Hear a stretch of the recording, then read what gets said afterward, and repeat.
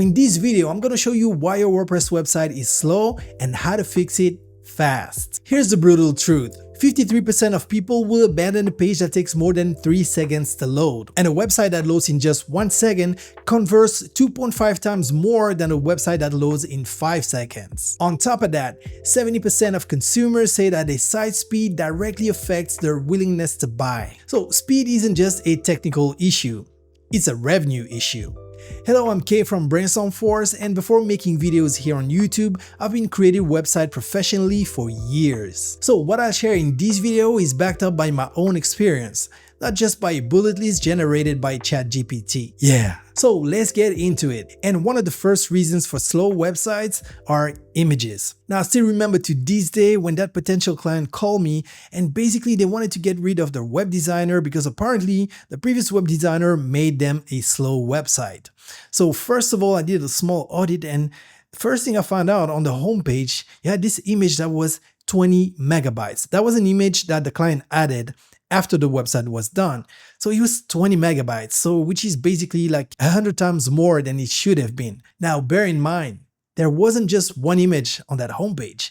It's more like 10 images or more. So just imagine how heavy that page was. Now the good news is that it's easily fixable with free tools. And I'm going to show you how in a moment, but if you want a more detailed tutorial, I will link to that tutorial in the description of this video. But in a nutshell, I got this image here, and as you can see, it's 6.2 megabytes. So what I'm going to do is I'm going to open it with a free software called Affinity Studio. So here is my image. The first thing is I'm going to change the dimensions of the image because this one is too big. So I'm going to choose 2560 by 1440. Then hit resize. And next, I'm just going to save it in a different format. I'm going to choose WebP. And I'm going to make it 80% quality. And here is the expected file size. So let me export, and I'm going to change the file name to optimized. Then hit save. And now if I go back to the Finder, we can see our full image here, 6.2 megabyte. And now if I move to the second one, it's 128 kilobytes. Now that means that we've reduced that image almost 50 times. Now, let's check the quality. So let me go back. This is the full image, 6.2 megabytes. Let me open it. And now I'm going to switch to the optimized version. There it is.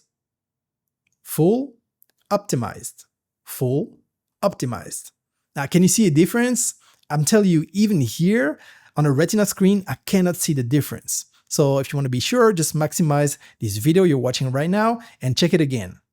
Full, optimized. Full, optimize. Okay, I'll stop here. Now that means that we've reduced that image almost 50 times. Almost 49.6. Now that's huge, especially because as you can see here on this page, we have more than one image. We have more like 8 images on this page. So just imagine if each image was like 6 megabytes, it's almost 50 megabytes for just one page. And bear in mind that in our example, I changed the quality to 80%. Now I could take this to 70%, 65%, as long as the quality is good. So I could even reduce the file size further, but you get the idea. Yeah. Once again, you'll find the link to the full tutorial in the description of this video. Next, not up-to-date installs. So for example, here I'm in the dashboard and you can see this icon here with the number 5, or you can see it here. So if I click on updates, we can see we have a few updates here, few plugins and a theme. Now, if there was an update for WordPress, you would see it here. Now, the order in which this is laid out is actually the order in which you want to do the updates. First the core, then the plugins, then the themes. Now, personally, and this is a really personal thing, I don't necessarily do the updates right away unless there are critical updates. So make sure you read what the update is about. And here you can see view version details. You can just click on it and you will see if it's critical or not. Personally, I prefer to do my updates in what I call a maintenance session. So if I have a few plugins, the theme, and nothing is critical, I'm going to just wait a little bit just to be sure that everything is working great with those updates. And then the first thing I'm going to do is I'm going to back up the website before I do anything, because I've learned this the hard way. Sometimes you're just going to update your website, and if you don't have a backup, maybe something is wrong. Maybe there's a bug with one of the updated plugins or themes, and then your website doesn't work anymore. And if you don't have a backup, you might heavily regret it. So as I said, back up your website first. Now, luckily there are free tools, free plugins. And if you want to know the whole process, I will link to this video in the description. You can also do the backup with your web hosting company, but there are so many web hosting companies. There's no way for me to tell you how to do it, but usually they have a pretty good documentation. So that's one of the fast ways. Like with my hosting, I can do a one-click backup and it's super easy. But if you don't have that option, as mentioned, just follow the tutorial linked in the description. So once I've done that, I'm going to select all my plugins, click on Update Plugins, then go back to WordPress Updates page and do the same for my theme. Update themes. All right, all updates have been completed. And if I refresh, you can see that everything is now up to date. Now, of course, you want to check that everything works. So I'm just going to visit the website. And so far, so good. I'm just going to check some of the pages. Okay, working well. Now let's do one more. And it seems to be working well. So at this stage, you want to test the features of the website and make sure everything works. If you got contact forms and all of that. And if anything goes wrong, now is the time to use that backup you just made before updating. You're welcome.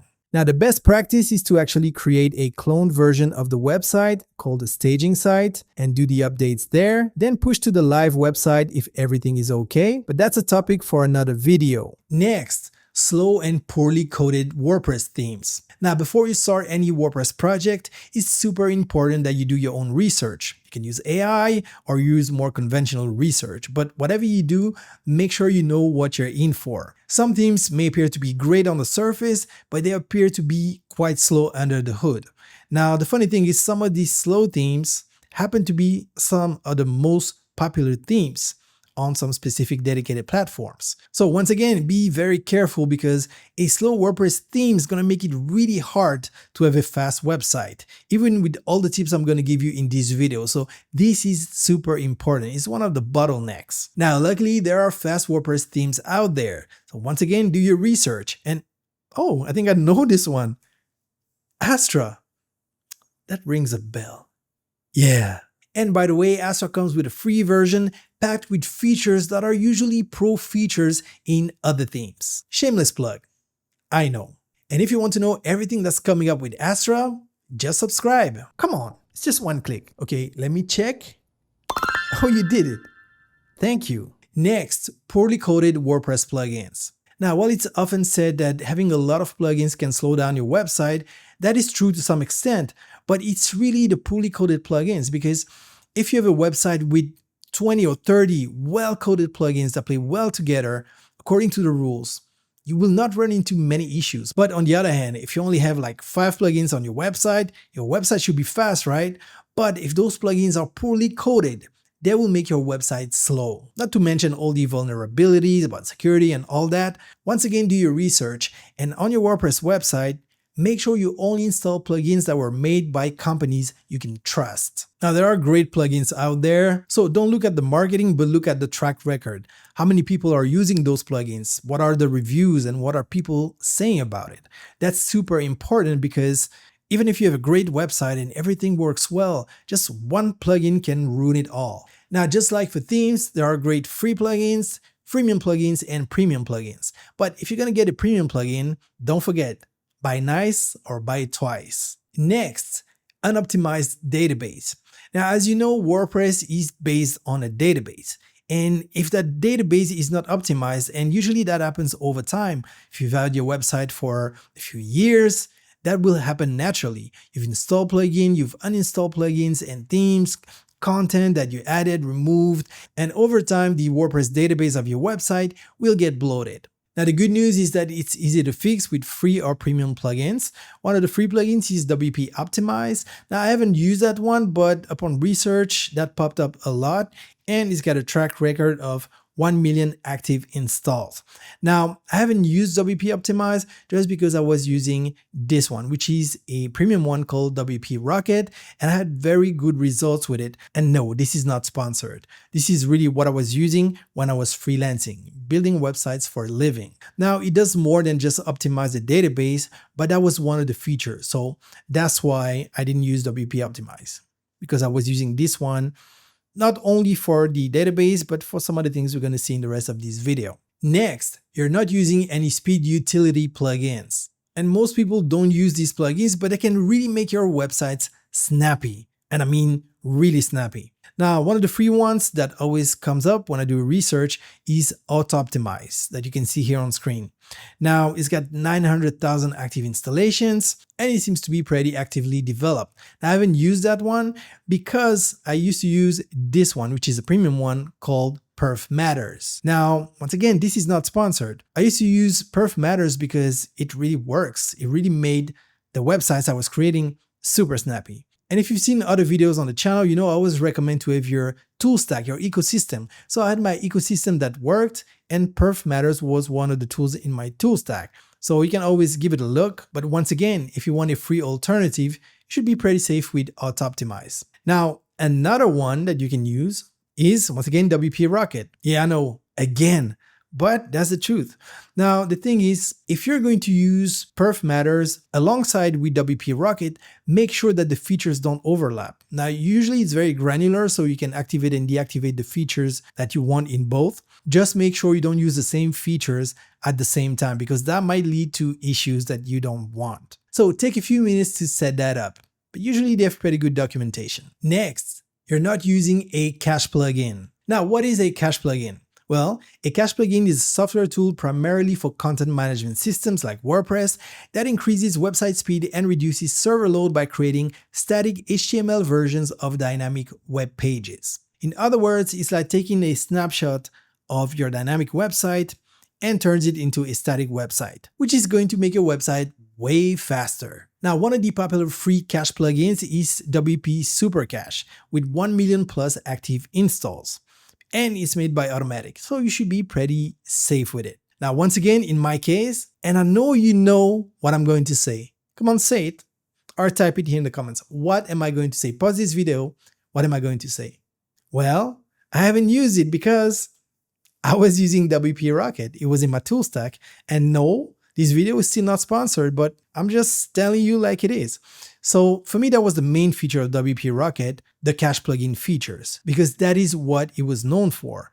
Now, the added bonus was optimizing the database and all of that, but the first reason why I came to WP Rocket was for the cache features. Now, once again, if you want a free alternative, just use WP Super Cache, and I'm pretty sure you're going to get great results. Now, test it with the other plugins in your tool stack or ecosystem if you want, and you will see what works best. Next, you're not using a CDN. Now, what is a CDN? Well, a content delivery network, or CDN, is a geographically distributed network of servers that caches website content. And now you know what caching means, right? If you follow the previous segment, like images, videos, and HTML, closer to end users to speed up load times and reduce latency. So in other words, it's going to cache a website, but it's also going to make it closer geographically to the website visitor. So if someone is browsing from Austria, the content of your website will be served from a CDN server in Austria or close to Austria. And if on the other hand, the website visitor is from Australia, well, I think you get the point. So one of the most popular CDNs, and that also comes with a free version, is called Cloudflare. And you probably already heard that name or saw it sometimes when you go on a website, you get these verification just to be sure you're not a bot. Well, this is Cloudflare. Now, that being said, the security feature is not the CDN itself, but Cloudflare is one of the major CDNs. Now, one of the CDNs that I've personally been using and that is super cheap, but yet it's paid, is called Bunny CDN. But when I say super cheap, it's super cheap. Like sometimes I just pay cents. Now, it really depends on the traffic, but they have like a credit system, so you never really go overboard if you want. And it just works great for the website, the images, the videos, because serving videos on a CDN used to be quite expensive, but I don't know how they come up with those prices, but it's quite cheap. Once again, not sponsored, just based on my experience. And they have a 14 days free trial, so what do you have to lose? Next, your web hosting might be the cause of your slow website. Now, not all web hosting companies are created equal, and also sometimes some of those companies are really great at the start, then they get purchased, and sometimes things go downhill, so you never really know. But no matter what the scenario is, if your web hosting company is slow, might be time to change. And if you want to know how to set up a WordPress website with Hostinger, for example, you'll find a link to this video in the description below. Not sponsored, but we happen to have already covered Hostinger on our free courses on how to create a website with Spectra or with Elementor. Next, server locations. Now, depending on which web hosting company you're using, you might have access to different server locations. For example, if your website is for a local business, like a restaurant based in Brazil, for example, it makes sense to think that most of the visitors of the website will be also located in Brazil. In that case, depending on your web hosting company, you may want to choose a server located in Brazil or close to Brazil. As you can see here in this list, with Hostinger, which I just talked about before, they got a few server locations in Europe, Asia, North America, and South America, and Brazil. But if your location is not listed, you may want to use Hostinger CDN. And we've talked about CDN before, so it's up to you whether you want to use the CDN from your web hosting company or you want an independent CDN, which once again I've covered before in this video.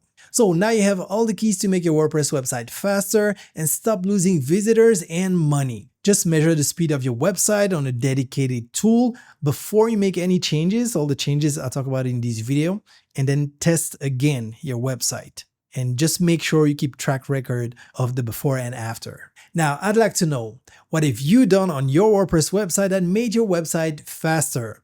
Please let me know in the comments below. You're welcome.